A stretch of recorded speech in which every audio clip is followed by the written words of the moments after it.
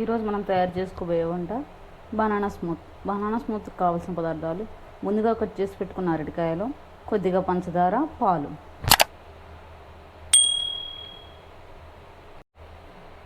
Cut చేసి పెట్టుకున్న అరటికాయలు, పంచదార ముందుగా ఇలా మిక్సీ గిన్నెలోకి తీసుకోవాలి.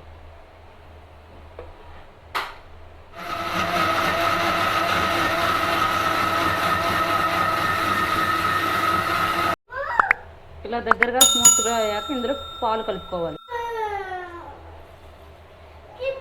పాలు ఇలా కలుపుకున్నాక మరొకసారి మిక్సీ పట్టుకోవాలి.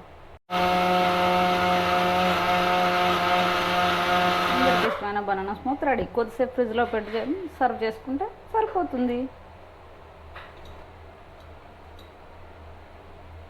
బనానా స్మూత్ ఇలా హార్లిక్స్తో ఎంజాయ్ చేయటమే.